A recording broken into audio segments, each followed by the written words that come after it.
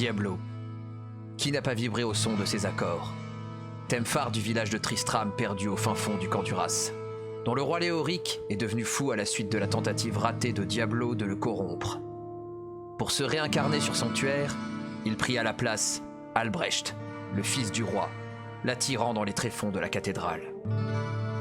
C'est dans ce contexte que commence l'histoire de Diablo. Sorti en 97, Diablo 1 est développé par Blizzard North. Ce jeu marqua l'esprit de l'ado que j'étais. Comme beaucoup, je me suis penché sur les influences artistiques de la licence, en confrontant ma culture à ce que j'observais dans le jeu. Telle une divine comédie incarnée, Diablo apporte ses lettres de noblesse aux jeux vidéo. Exagéré, vous vous dites. En cela, je répondrai que l'impact de ce jeu va au-delà du jeu lui-même, car il fait écho à un ensemble de médias plus ou moins anciens. Comme certains jeux de société tels HeroQuest, Donjons et Dragons et bien d'autres encore, dont la mécanique principale était le porte-monstre-trésor. Il fait aussi écho à la littérature. Je parle plus haut de Divine Comédie, car l'enfer de Dante Alighieri est clairement une énorme inspiration de la licence Diablo. La cathédrale de Tristram étant la porte d'entrée qui nous permettra de nous engouffrer dans les enfers. L'art de Diablo s'est développé à un tel point que dans la cinématique de Diablo 4 présentée à la BlizzCon, certains plans font penser aux peintures italiennes de la Renaissance, très axées sur le divin et la religion en général. Mais ne nous égarons pas. Revenons au commencement de ce qui fut le fer de lance de Blizzard en cette année 97.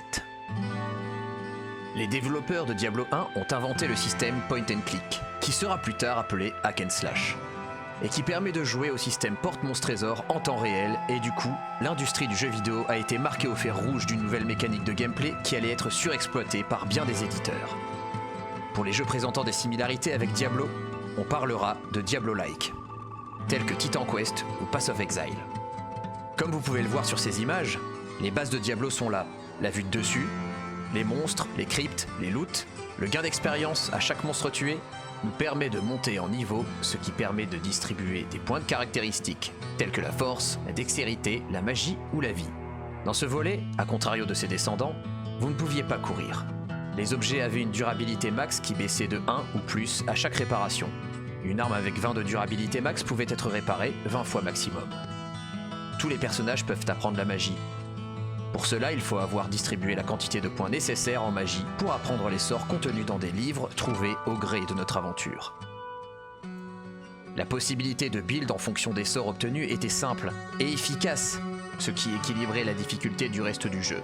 Par exemple, quand vous arriviez à votre premier vrai boss, le boucher, au son d'un « fresh meat » d'anthologie, ce fut très souvent une des premières morts des joueurs dans Diablo 1. Et si, regardez.